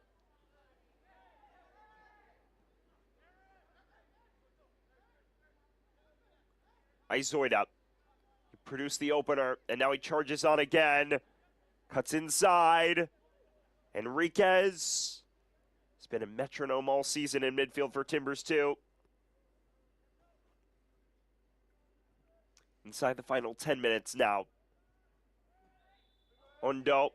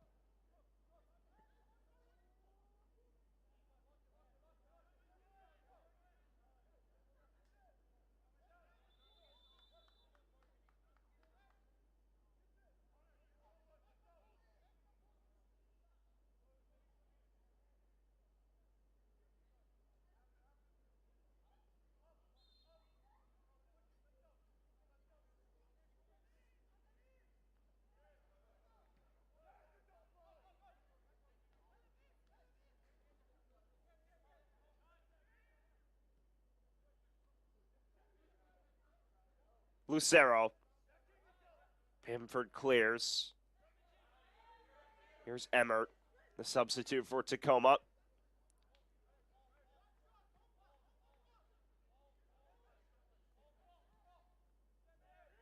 And a vertical ball. One that is just outside the reach of the onrushing forward. Well, Mitchell Emmert, one of the Sounders Academy players, subbed on moments ago. It's his 7th appearance of the year, starting to carve out a bigger role in this Tacoma squad. And here he is on it again.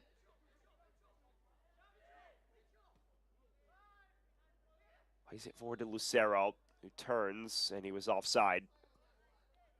And that has been a familiar story for both sides when they've looked to break. Very few chances that have materialized out of open play, although Portland has started to rectify that in this second half. Fortunately for Tacoma, you can't necessarily say the same.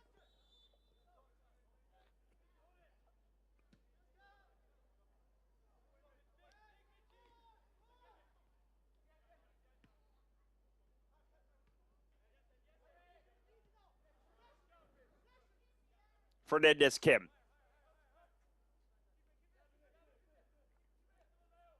One of multiple Oregon State products in the squad right now for Portland Timbers, too. Tommy reached the national championship game with NC State this past fall.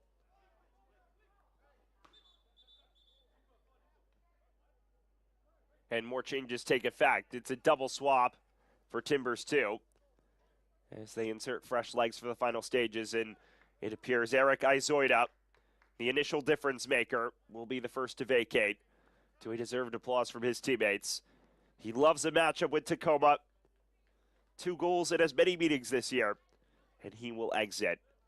He is replaced by what appears to be Benjamin Bargiolo, the right winger.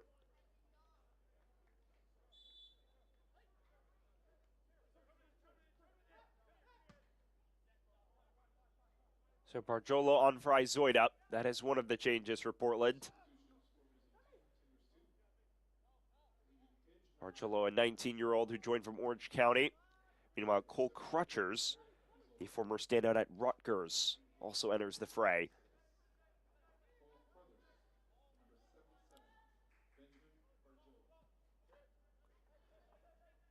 Excuse me, it's Cole Cruthers who is in. Cole Cruthers, 4 years at Rutgers before going pro. 65 career appearances with the Scarlet Knights. A former Big Ten co-freshman of the year 4 years ago. Cruthers and Barjolo in. Izoida is one of the two to make way.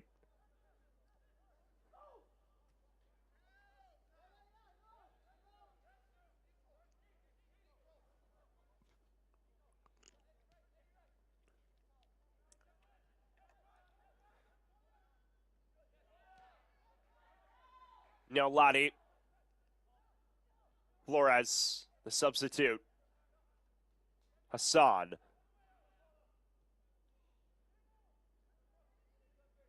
Well inside the final 5 minutes now.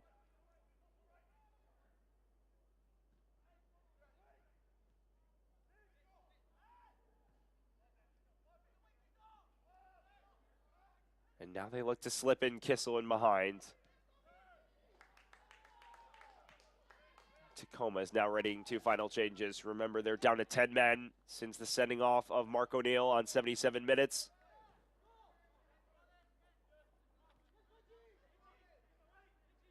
Kelvin Luis Brito is one of the players who will enter as Barjolo commits the foul against the substitute Emmert.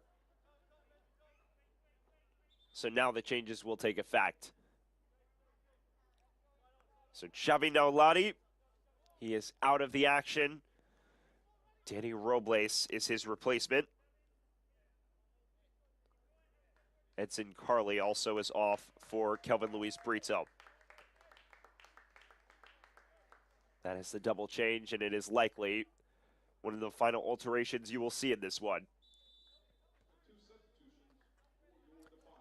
Kelvin Luis Brito, an 18-year-old out of Kirkland, Washington. It's his third appearance of the season. A Sounders Academy standout. This is forward towards Emmert, who nearly got there. And now space to whip in this cross. Barjolo away.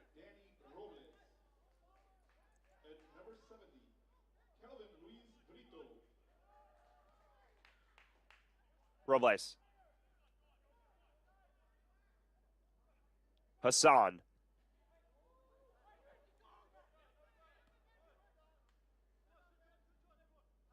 At this point, it is just an art of defending for Portland.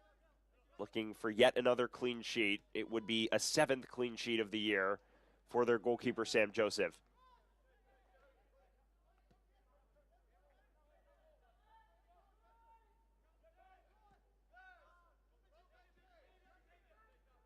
Emmert.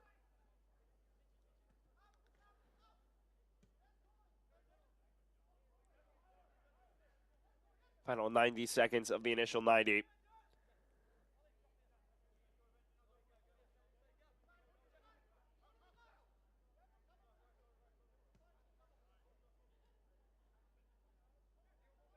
Alvarez. Robles. Launches it forward. And off his line, Joseph corrals.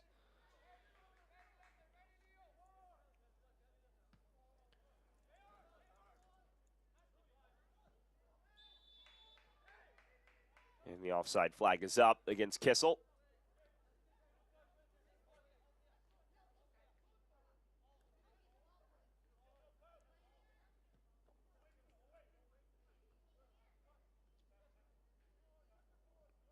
Final minute of the initial 90. It will be all at our fourth official's discretion on added time. As of now, Eric Izoida's 63rd minute strike and Daniel Cervantes' 70th minute penalty after Colin Griffith won a penalty is what separates the two sides. 2 goals, 7 minutes apart in a game that has lacked clear-cut chances.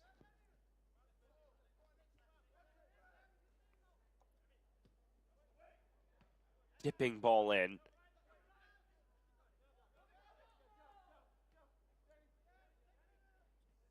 Robles.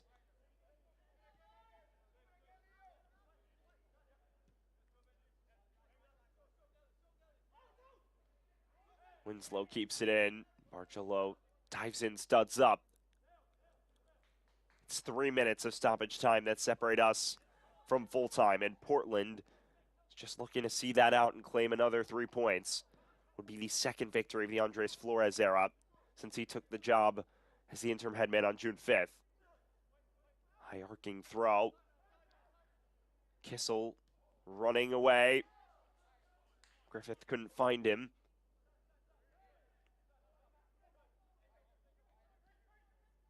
Alvarez.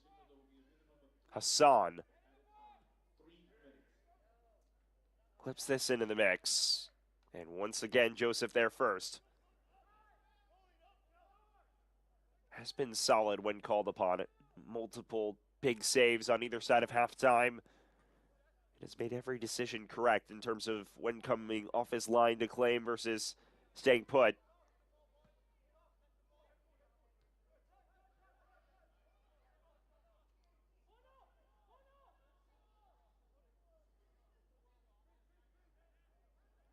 Griffith. That's clever. Goes down in the area again. This time our referee will not give him a penalty. Was eerily similar to the first challenge that yielded a spot kick. 45th overall pick in this year's MLS Super Draft has made a mark in his return from a recent absence.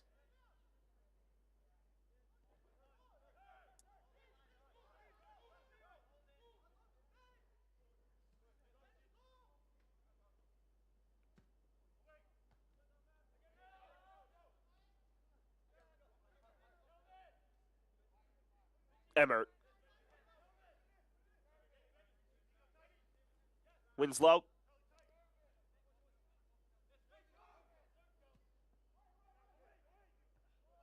Cross towards the back post. It never reaches Hassan. And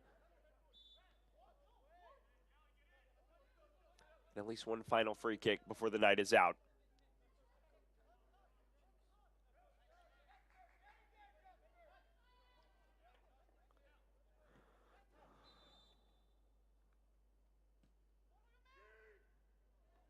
It's flipped in. Joseph there first. And Kissel looking to run it away for good measure. Sprinting into the box. He's going for goal. Kissel stood up at the last, though. And the full-time whistle will sound. Well, Portland Timbers 2 secure a hard-fought 3 points away from home in this rivalry fixture. They claim 2 wins from 2 against Tacoma thus far. Goals from Eric Izoida and Daniel Cervantes make the difference. And now it's time for tonight's Man of the Match, presented by Adidas, and it's none other than the latter goal scorer, Cervantes, who made a menace of himself in the first half and was rewarded on the score sheet after Griffith won the penalty. He stood up, a stutter step run up, and slotted it into the bottom right. A well-taken penalty to put the game on ice. It was Cervantes who was our man of the match. Well, that is where everything will finish here from Tukwila, Washington. Portland Timbers 2 defeat Tacoma Defiance for the second time in a little over a month. Eric Izoida and Daniel Cervantes, the difference makers for our entire MLS Next Pro broadcast crew. I'm Sam Goldfarb. Once again, our final score is Tacoma 0, Portland 2. Don't forget, you can watch MLS Next Pro all season long at MLSNextPro.com and OneFootball. Have a great rest of your night, everyone.